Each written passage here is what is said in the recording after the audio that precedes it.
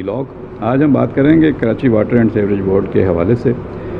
ہم نے یہاں پر فوجی افسران کا دور بھی دیکھا ہے اور ہم نے سویلین افسران کو بھی دیکھا ہے، باثر سیاسی وزراء کی مداخلت بھی دیکھی ہے، اور اس معاملے کو سدھارنے کے لیے سپریم کورٹ نے واٹر کمیشن بنایا تھا جسٹس امیر ہانی مسلم کی سربراہی میں، اس کے کارکردگی بھی دیکھی، اس کے ساتھ اس کی سماعتوں کو بھی آبزرو کیا اور ان کی رپورٹس بھی پڑھیں، اور اس پہ عمل درآمد کے حوالے سے جو سپریم کورٹ کے احکامات تھے امپلیمنٹیشن کے لیے جو واٹر بورڈ نے کوششیں کی اور جو واٹر کمیشن نے احکامات جاری کیے اور پروگریس دیکھی، وہ ہم سب جا کے دیکھتے رہے ہیں۔ Karachi water and sewerage board یقینی طور پر بہت سارے افسران کے لیے اور ملازمین کے لیے سونے کی چڑیا ہے۔ بہت ساری سیاسی جماعتوں نے اور بہت سارے اثر رسوخ رکھنے والے وزراء نے یہاں پر خوب بہتی گنگا میں ہاتھ دھوئے ہیں۔ ماضی میں اس ادارے میں غیر قانونی بھرتیاں بھی کی گئیں، سیاسی بھرتیاں بھی کی گئیں، کروڑوں اربوں روپے کے فنڈز ہیں جن کو بے دریغ استعمال کیا گیا۔ یہاں پہ پانی کے نئے منصوبے جو شہر کو کنجر جھیل سے پانی لا کر کراچی میں پہنچانا تھا، K4 کا منصوبہ آج تک تاخیر کا شکار ہے۔ چند اربوں سے شروع ہونے والا منصوبہ وہ اب کئی اربوں تک پہنچ چکا ہے، اور اسی طرح S3 کا بہت بڑا منصوبہ ہے۔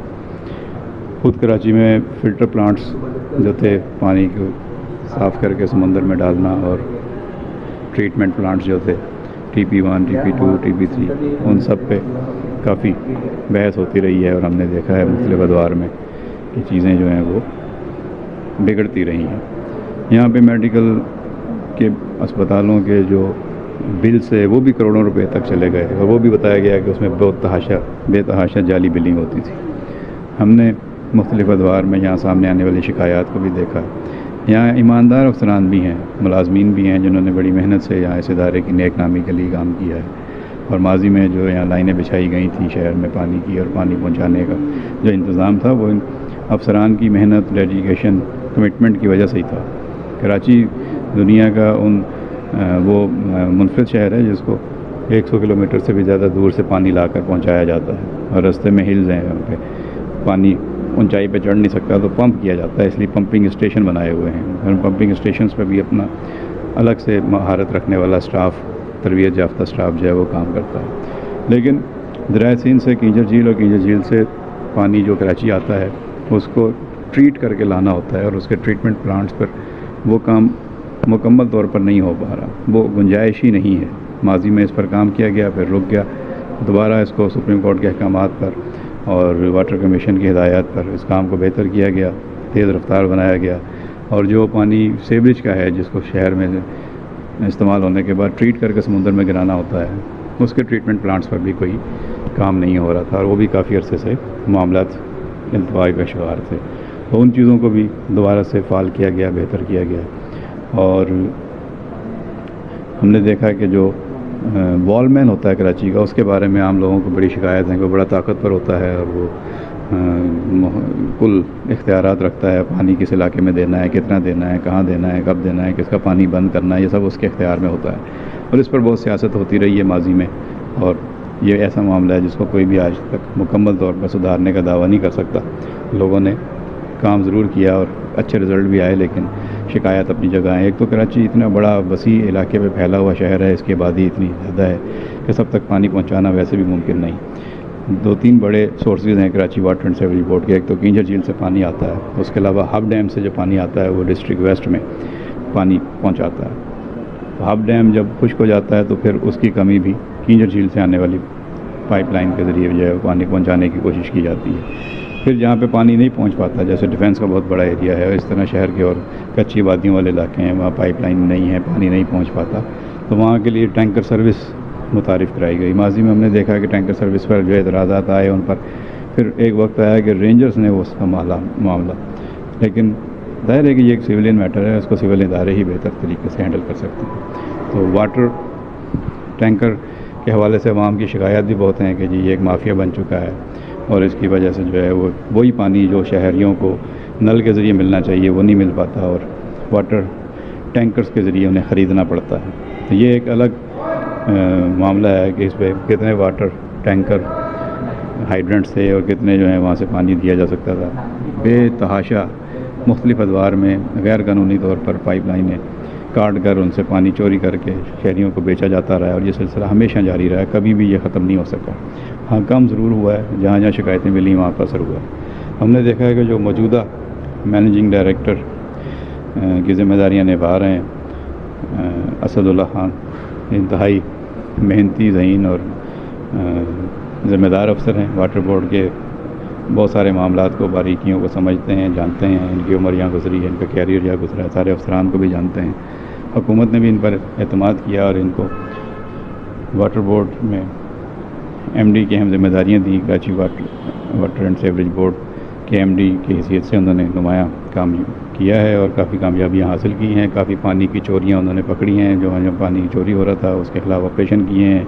مشکل ترین حالات میں انہوں نے کام کیا، اور ان کے دور میں ہم نے یہ بھی دیکھا کہ جہاں شہر میں آگ لگتی ہے اور وہاں پانی پہنچانے کے لیے فائر بریگیڈ کو مشکلات کا سامنا ہوتا ہے، وہاں پہ انہوں نے یہ انیشیٹو لیا کہ وہاں خصوصی طور پر پانی کے باؤزر اور ٹینکر اور ساری چیزیں پہنچائیں۔ اسی طرح جب پی ایس ایل ہوا، کراچی میں کرکٹ کے میچز کی بحالی کی بات ہوئی، تو کراچی نیشنل اسٹیڈیم میں پانی کی فراہمی 24 گھنٹے پہنچانا، وہاں پہ پانی گراؤنڈ کے لیے بھی، اسٹاف کے لیے بھی، کھلاڑیوں کے لیے بھی، اور ہر طرح کی چیزیں وہاں پہ یہ انتظام کرنے کے لیے خود پہنچتے رہے۔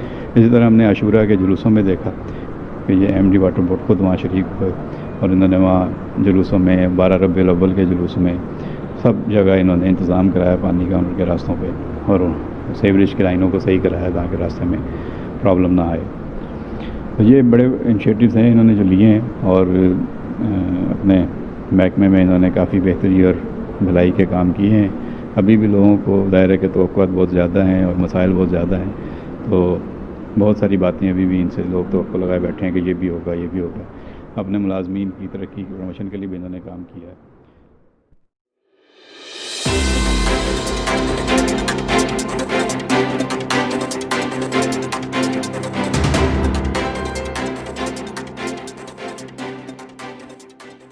جیسے گرمیوں کا سیزن آتا ہے تو پانی کی طلب جو ہے وہ بڑھ جاتی ہے، اور پانی کی جو فراہمی ہے، سپلائی ہے، اس میں کمی آ جاتی ہے۔ اور ماضی میں ایسے سیزن بھی گزرے ہیں جس میں بارشیں نہیں ہوتی تھیں، تو جو پانی کے سورسز تھے، خاص طور پہ جو بلوچستان میں ہب ڈیم ہے وہاں پہ پانی کم ہو جاتا تھا، تو پھر وہ کافی بڑی مقدار میں جو کمی آتی تھی اس کو پھر کینجر جھیل سے آنے والے پانی سے پورا کیا جاتا تھا۔ پھر ایک ناغا سسٹم متعارف کرایا گیا۔ اس کی بنیادی وجہ یہی تھی تاکہ سب شہریوں تک پانی پہنچ جائے، کسی تک 2 دن میں، کسی تک 3 دن میں۔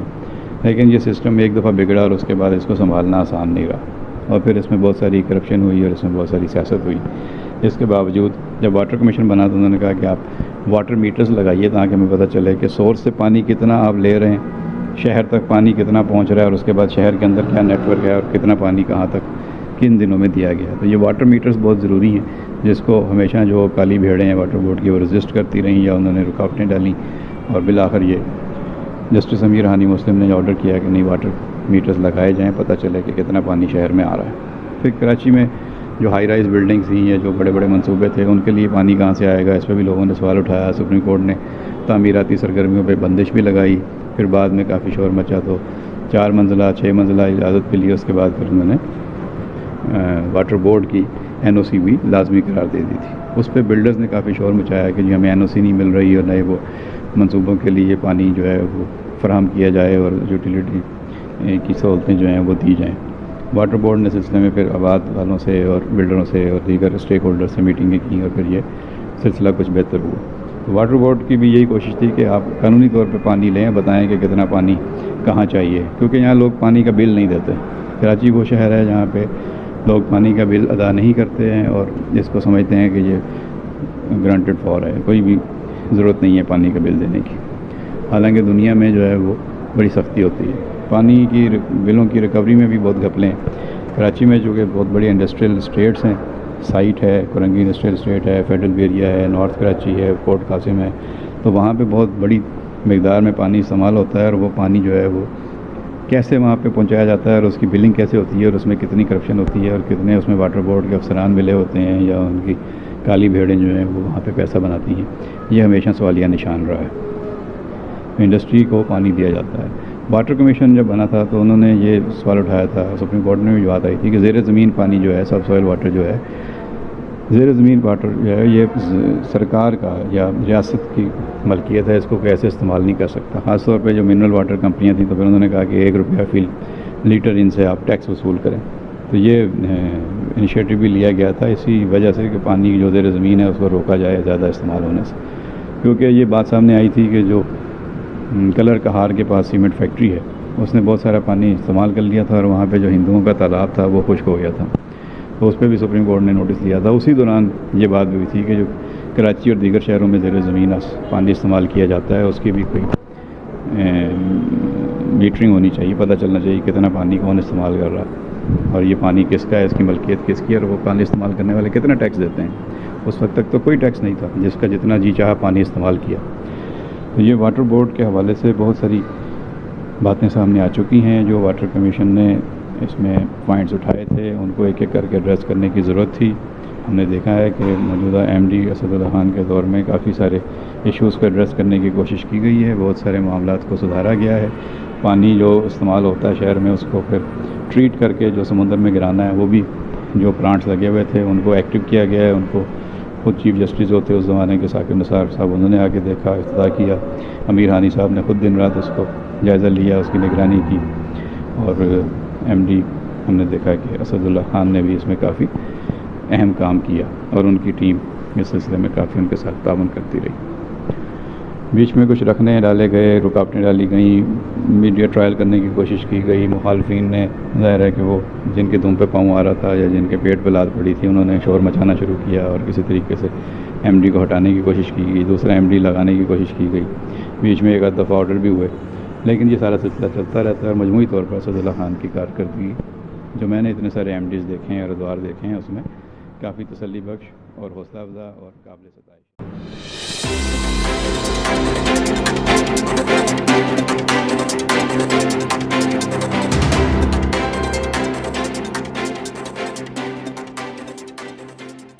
جان کر یقیناً حیرت ہوگی کہ کراچی میں پانی چوری کرنے کے ایسے ایسے طریقے اختیار کیے گئے ہیں کہ عقل دنگ رہ جاتی ہے. اس میں یقینی طور پر بڑے ماہرین، انجینئر، ایکسپرٹس اور بڑے ہی ذہین لوگ جو ہیں وہ پانی چوری میں ملوث رہے ہیں. جنہوں نے پائپ لائن جو پانی کی مین گزرتی ہے اس کے قریب آبادیوں میں گھر کرائے پہ لیے یا گھر وہاں پہ بنائے اور اس کے نیچے سرنگیں کھود کے پائپ لائنیں بچھا کے وہاں سے پانی چوری کر کے چھوٹی سزوکیاں آپ نے دیکھی ہوں گی اکثر علاقوں میں گھوم رہی ہوتی ہیں پانی لے کے. اس طرح یہ چھوٹے ٹینکر اور چھوٹے جو ہیں وہ ہاتھ گاڑیوں پہ یہ جو پانی لے کے جا رہے ہوتے ہیں جیسے پرانے زمانے میں ماشکی ہوتے تھے. تو یہ ہر لیول پہ، چھوٹے لیول پہ، بڑے لیول پہ پانی چوری میں لوگ ملوث رہے ہیں.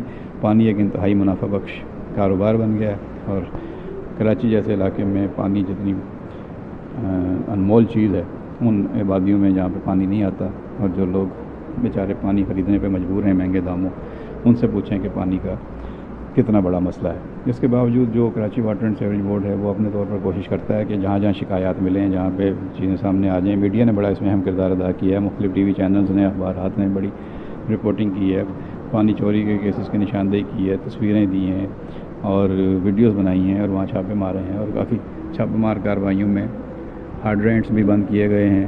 مختلف جگہ پہ جو ہے وہ واٹر ٹینکر کے ذریعے پانی چوری ہو رہا تھا وہ بھی روکا گیا ہے. جہاں سے پائپ بچھا کے مشینیں لگا کے پانی کھینچا جا رہا تھا، پمپنگ کی جا رہی تھی، وہ بھی پکڑے گئے ہیں. بہت ساری کارروائیاں ہم نے دیکھا ہے، ہر مہینے اس طرح کے رزلٹ آتے ہیں.